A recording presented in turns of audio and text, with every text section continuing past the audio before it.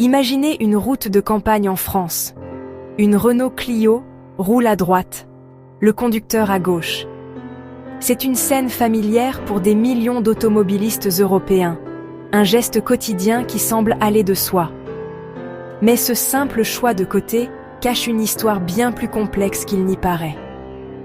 De l'autre côté de la Manche, un bus londonien glisse à gauche, le conducteur à droite. Ici, tout est inversé, et pourtant, pour les Britanniques, c'est la norme absolue. Pour les non-initiés, c'est le chaos. Traverser la rue ou conduire à l'étranger devient un vrai casse-tête, source de confusion et parfois de frayeur.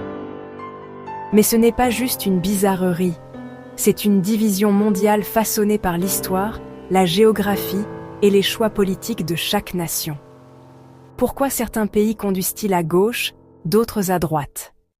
Cette question simple cache des siècles de traditions et de changements radicaux. La réponse est une histoire de chevaliers, de révolutions et d'empires, où chaque époque a laissé son empreinte sur nos routes.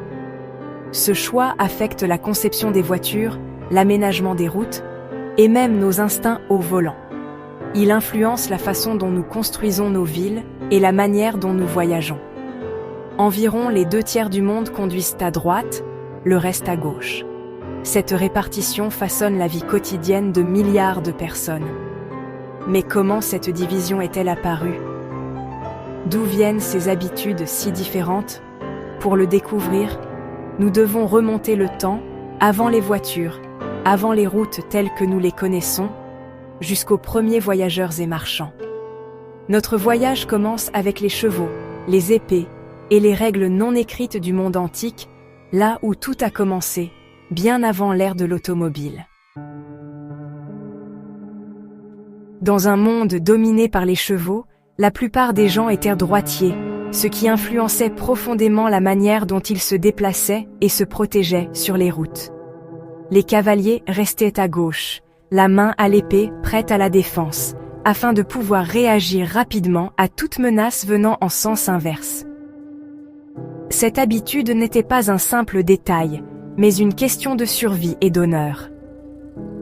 Ce n'était pas seulement pour les chevaliers, les conducteurs de charrettes s'asseyaient aussi à gauche pour mieux contrôler leurs attelages, restant à gauche pour juger des distances et éviter les collisions sur des routes souvent étroites et sinueuses.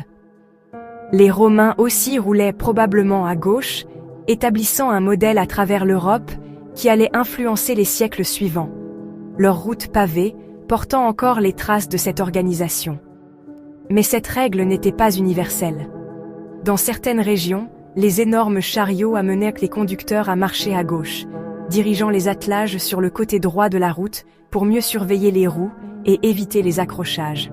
Cette division, où les aristocrates préférèrent la gauche et les charretiers la droite, a créé des tensions et des rivalités sur les routes, chaque groupe défendant ses habitudes et ses privilèges. En Angleterre, la conduite à gauche est devenue une tradition profondément ancrée, transmise de génération en génération, symbole d'un héritage historique et d'une identité nationale. Mais ailleurs, notamment dans certaines régions d'Europe continentale et en Amérique, la conduite à droite a commencé à s'imposer, portée par de nouveaux besoins et l'arrivée des véhicules motorisés. Le terrain était prêt pour un choc des coutumes, où tradition ancienne et modernité allaient de bientôt s'affronter sur les routes du monde entier. Bientôt, la révolution industrielle et les bouleversements sociaux décideraient quel côté régnerait sur la route, marquant le début d'une nouvelle ère de circulation et de règles partagées. Avant 1789, l'élite française restait à gauche, forçant les roturiers à droite, un rappel quotidien de l'inégalité.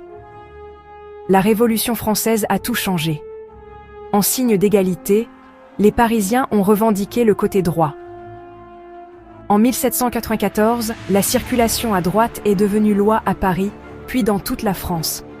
Le changement n'était pas une question de sécurité, c'était une déclaration politique. L'aristocratie, craignant pour sa vie, s'est rapidement adaptée. Du jour au lendemain, les routes de France ont changé de direction, effaçant l'ancien ordre. Cela a distingué la France de la Grande-Bretagne, où la tradition est restée ferme. L'onde de choc de la Révolution allait bientôt se propager à travers l'Europe. La Grande-Bretagne, épargnée par Napoléon, est restée fidèle à ses racines de conduite à gauche. Au fur et à mesure que l'Empire britannique s'étendait, il exportait la conduite à gauche vers ses colonies du monde entier. Australie, Inde, Afrique. La première loi officielle est apparue en 1773, puis a été consolidée en 1835. La conception des voitures et les infrastructures ont suivi. Contrairement aux bouleversements européens, la règle britannique de conduite à gauche a évolué naturellement. Cette tradition est devenue un symbole de l'identité et du pragmatisme britannique. Les anciennes colonies conduisent de toujours à gauche, un héritage de l'Empire. La fermeté de la Grande-Bretagne contraste avec la France révolutionnaire. Le Japon conduit à gauche, mais ce n'est pas à cause de la Grande-Bretagne. Ses racines remontent donc bien plus loin, à l'époque des samouraïs. Les samouraïs portaient leurs épées à gauche, se croisant à gauche pour éviter les conflits et préserver la paix dans les rues étroites. Cette coutume s'est ancrée dans la société, survivant à l'ère des charrettes et des routes de campagne. Lorsque le Japon s'est modernisé, les ingénieurs britanniques ont construit les premières voies ferrées, elles aussi à gauche. Les trains ont établi la norme pour tout le pays. Les voitures ont naturellement suivi ce modèle. En 1924, la circulation à gauche est devenue officiellement la loi dans tout le Japon. Le choix du Japon a ainsi mêlé tradition ancienne et influence moderne, créant une identité unique.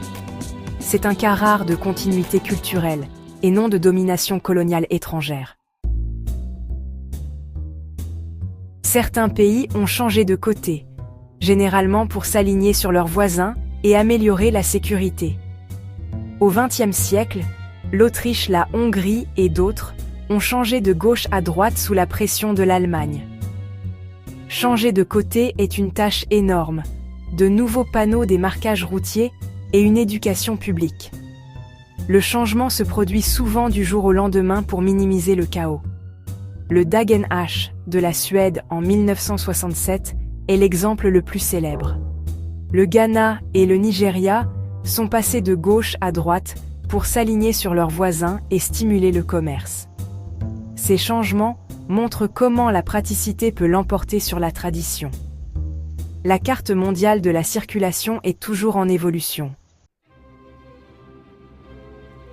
Le 3 septembre 1967, la Suède a vécu un événement unique, le passage de la conduite à gauche à la conduite à droite, connu sous le nom de Dagen-H. Ce jour-là, tout un pays s'est préparé à changer une habitude vieille de plusieurs décennies. À 4h50 du matin, la circulation s'est arrêtée sur toutes les routes du pays. Les rues étaient étrangement calmes, comme figées dans l'attente d'un nouveau départ. À 5h100 précise, un signal a été donné. Tout le monde est passé à droite, dans un mouvement parfaitement orchestré. Des années de planification minutieuse, l'installation de milliers de nouveaux panneaux et une vaste campagne d'information publique ont rendu ce changement possible. Contre toute attente, la transition a été plus douce que prévu. Les accidents ont même diminué dans les semaines qui ont suivi, preuve de la discipline et de la prudence des conducteurs. Des limitations de vitesse plus basses, une vigilance accrue et la présence de la police ont aidé à sécuriser les routes pendant cette période délicate. Même les trams ont dû être redessinés, avec des portes des deux côtés dans certaines villes, pour s'adapter à la nouvelle circulation. Le Dagen-H a fait la une des journaux du monde entier et est devenu un modèle d'organisation pour d'autres pays confrontés à des changements majeurs. Il a prouvé que même les habitudes les plus ancrées peuvent nous changer du jour au lendemain, si la société s'y prépare ensemble. Le côté de la route sur lequel nous conduisons n'est pas qu'une simple coutume. C'est l'histoire en mouvement, un symbole de l'adaptabilité humaine.